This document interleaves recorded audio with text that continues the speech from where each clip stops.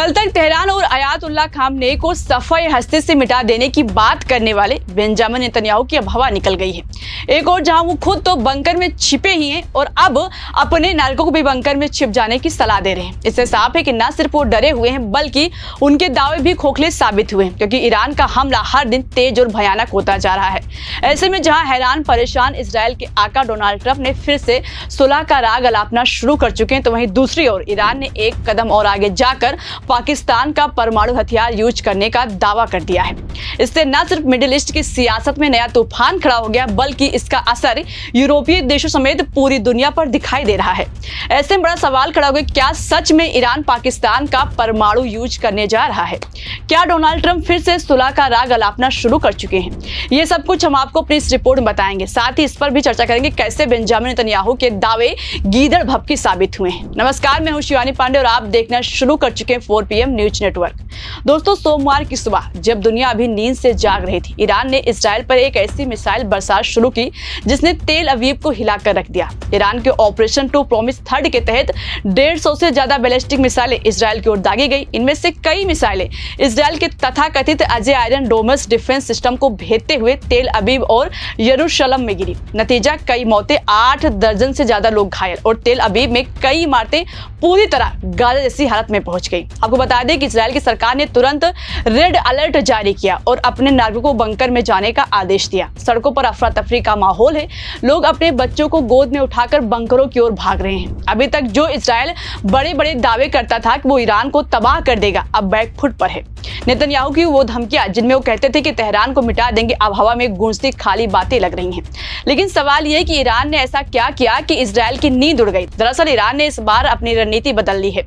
उसने न सिर्फ मिसाइलों की संख्या बढ़ाई बल्कि उनके टारगेट को भी और सटीक बनाया। ईरानी मिसाइलों ने इजरायल के सैन्य ठिकानों, खासकर तेल अवीव में इजरायली रक्षा मंत्रालय को निशाना बनाया। ईरानी मीडिया का दावा है कि इन हमलों में इजरायल को भारी नुकसान हुआ है। माना जा रहा है कि ये सिर्फ शुरुआत है। ईरान ने साफ कर दिया कि अगर इजरायल ने जवाबी कार्रवाई की तो वो बड़े हमले करेगा। ईरान के सुप्रीम लीडर आयतुल्लाह खामेनेई ने कहा है कि इजरायल को इसकी सजा मिलेगी। ये बयान कोई खाली धमकी नहीं है, क्योंकि ईरान ने अपनी बैलिस्टिक मिसाइल क्षमता को और मजबूत करने की योजना बनाई है। आपको बता दें कि अभी इजरायल के प्रधानमंत्री बेंजामिन नेतन्याहू दुनिया को बताते थे कि ईरान को परमाणु शक्ति बनने से रोकने के लिए वो कुछ भी करेंगे। उन्होंने दावा किया था कि उनके ऑपरेशन राइजिंग लॉयन के तहत ईरान के परमाणु ठिकानों को तबाह कर दिया जाएगा। 13 जून को इजरायल ने तेहरान, इस्फहान और नतांज जैसे शहरों में भारी बमबारी की थी। इजरायली दावों के मुताबिक इस हमले में ईरान के कई सैन्य कमांडर और परमाणु वैज्ञानिक मारे गए। लेकिन क्या ये हमला वाकई में इजरायल की जीत था? बिल्कुल नहीं। ईरान ने न सिर्फ इन हमलों का जवाब दिया बल्कि इजरायल को उसी की भाषा में करारा जवाब दिया। आज इजरायल की हालत यह है कि उसके अपने नागरिकों बंकर में छिपने को मजबूर हैं। नेतन्याहू की वो धमकियां जिनमें वो कहते थे कि वो खामेनेई को खत्म कर देंगे, अब उनके ही गले की हड्डी बन गई है। इजरायल का आयरन डोम, जिसे वो दुनिया का सबसे मजबूत डिफेंस सिस्टम बताता था, आज ईरान की मिसाइलों के सामने बेकार साबित हो रहा है। सोशल मीडिया पर वायरल वीडियो में साफ दिख रहा है कि ईरानी मिसाइलें तेल अवीव में धमाके कर रही हैं और आयरन डोम उन्हें रोकने में नाकाम रहा है। एक यूजर ने लिखा है, ईरान ने इजरायल को उसकी औकात बता दी। आपको बता दें कि इजरायल की हालत देखकर दुनिया हैरान है। जो देश कभी मिडिल ईस्ट में अपनी सैन्य ताकत का डंका बजाता था, वो आज अपने ही घर में डर के साए में जी रहा है। नेतन्याहू की सिट्टी बिट्टी गुम है और उनकी सरकार पर घरेलू और अंतर्राष्ट्रीय दबाव बढ़ता जा रहा है। ऐसे में बड़ा सवाल यह कि आखिर ईरान ने ऐसा क्या किया कि इजरायल को घुटनों पर लाने में वो कामयाब हो गया? जवाब है कि ईरान की सोची समझी रणनीति और उसकी बढ़ती सैन्य ताकत। ईरान ने पिछले कुछ सालों में अपनी बैलिस्टिक मिसाइल क्षमता को कई गुना बढ़ाया है। उसकी मिसाइलें अब 2000 किलोमीटर तक मार सकती है, यानी तेल अवीव से लेकर यरूशलेम तक कोई भी शहर उसकी पहुंच से बाहर नहीं है। लेकिन ईरान की ताकत सिर्फ मिसाइलों तक सीमित नहीं है, उसने खुफिया जानकारी और साइबर युद्ध की क्षमता को भी मजबूत किया है। इजरायली अधिकारियों ने हाल ही में खुलासा किया कि ईरान ने उनके देश में ड्रोन और हथियार पहले ही तस्करी के जरिए पहुंचा दिए थे। ये ड्रोन और हथियार इजरायल के खिलाफ सटीक हमलों में इस्तेमाल हो रहे हैं। और सबसे बड़ी बात है कि ईरान का मनोबल लगातार बढ़ता हो जा रहा है। आयतुल्लाह खामेनी ने साफ कर दिया है कि वो इजराइल और अमेरिका के दबाव में नहीं झुकेंगे। उन्होंने कहा कि आप कौन होते हैं हमें बताने वाले कि हम परमाणु कार्यक्रम चलाएं या नहीं। उनका ये बयान दर्शाता है कि ईरान अब खुलकर इजराइल और अमेरिका को चुनौती दे रहा है। ईरान ने यह भी दिखा दिया है कि वो सिर्फ डिफेंस में नहीं बल्कि आक्रामक रणनीति में भी माहिर है। उसने इजराइल के सैन्य ठिकानों को निशाना बनाया और अब वो अपने हमलों का दायरा बढ़ा रहा है। ईरान की रणनीतियां न सिर्फ इजराइल को कमजोर करे बल्कि मिडिल ईस्ट में उसकी साख को भी ठेस पहुंचा रही है। वहीं दूसरी ओर सोमवार की सुबह बड़ी खबर सामने आई जिसने पूरी दुनिया को हिलाकर रख दिया। खबर यह कि ईरान पाकिस्तान के परमाणु हथियारों का इस्तेमाल करने की योजना बना रहा है। जी हां, आपने सही सुना। मिडिल ईस्ट की सियासत में एक ऐसा तूफान है जो पूरे क्षेत्र को बदल सकता है। लेकिन क्या ये सच है या सिर्फ अफवाह? आइए इसकी सच्चाई समझते हैं।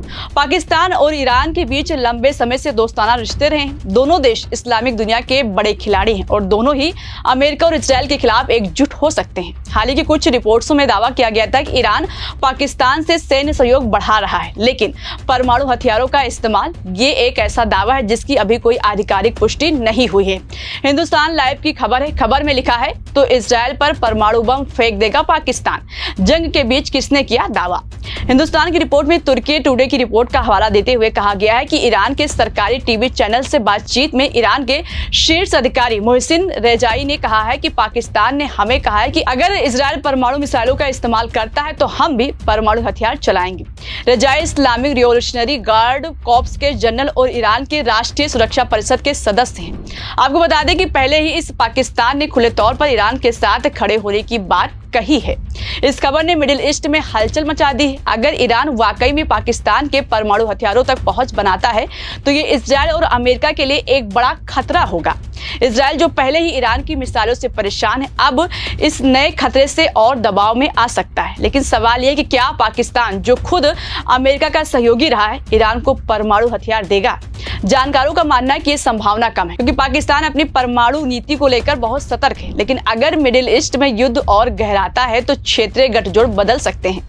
ईरान पहले ही हमास और हिजबुल्लाह जैसे संगठनों को समर्थन देता रहा है। अगर पाकिस्तान भी इस गठजोड़ में शामिल होता है तो मिडिल ईस्ट की सियासत पूरी तरह से बदल सकती है। इस पूरे हालात के बाद इजराइल के आका अमेरिकी राष्ट्रपति डोनाल्ड ट्रंप ने फिर से सुलह का राग अलाप दिया है। उन्होंने कहा है कि वो ईरान के साथ बातचीत चाहते हैं और इस युद्ध को खत्म करना चाहते हैं। लेकिन सवाल यह कि क्या ट्रंप की बातों का ईरान मानेगा? ईरान तो पहले ही कह चुका है कि वो अब किसी भी कीमत पर समझौता नहीं करेगा। तेल अवीव को गाजा बनाकर ही मानेगा।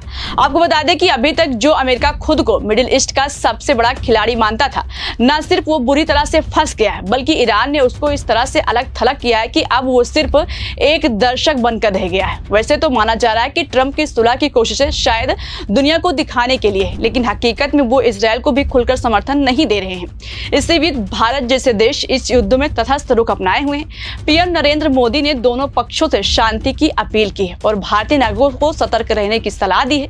लेकिन अगर ये युद्ध लंबा खिंचता है तो भारत पर भी इसका असर पड़ेगा, खासकर तेल की आपूर्ति पर पड़ना तय है। तो अब सवाल यह है कि मिडिल ईस्ट का भविष्य क्या होगा? अब पूरी तरह से साफ हो चुका है कि ईरान और इजराइल के बीच ये युद्ध सिर्फ दो देशों तक सीमित नहीं है, इसके मायने पूरी दुनिया के लिए है। तेल की कीमतों के पहले ही 14% का उछाल आ चुका है और अगर ईरान होर्मुज़ की खाड़ी को बंद करता है तो ये कीमतें आसमान छू सकती हैं। इसके अलावा अगर ईरान और पाकिस्तान का गठजोड़ मजबूत होता है तो ये मिडिल ईस्ट में एक नया सियासी तूफान खड़ा कर सकता है। सऊदी अरब, कतर और कई यूरोपियन देश पहले से ही इजराइल का साथ छोड़ चुके हैं, लेकिन ईरान का बढ़ता प्रभाव और उसकी सैन्य ताकत अब इन देशों को भी सोचने पर मजबूर कर रही है। ऐसे में साफ है कि ईरान ने दिखा दिया है कि वो न सिर्फ इजराइल बल्कि अमेरिका जैसे ताकतवर देशों को भी चुनौती दे सकता है। उसकी मिसाइलें, उसकी रणनीति और उसका मनोबल, ये सब मिलकर मिडिल ईस्ट में एक नया समीकरण बना रहे हैं। दूसरी ओर इजराइल और अमेरिका की रणनीति अब कमजोर पड़ती दिखाई दे रही है। नेतन्याहू की धमकियां, ट्रंप की सुलह की कोशिशें, अब सब कुछ अब हवा में तैर रही है। सवाल ये कि क्या ये युद्ध अब और गहराएगा? क्या ईरान और पाकिस्तान का गठजोड़ मिडिल ईस्ट को नई दिशा देगा या फिर ट्रंप की सुलह की कोशिशें रंग लाएंगी? इन सवालों के जवाब तो वक्त ही देगा, लेकिन एक बात तो साफ है कि मिडिल ईस्ट की धरती पर अब कुछ भी पहले जैसा नहीं रहा है। फिलहाल दोस्तों इस खबर में इतना ही। इस खबर के बारे में आप क्या सोचते हैं? आपकी जो भी राय हो अपनी राय कमेंट बॉक्स में हमें जरूर बताइएगा। नमस्कार।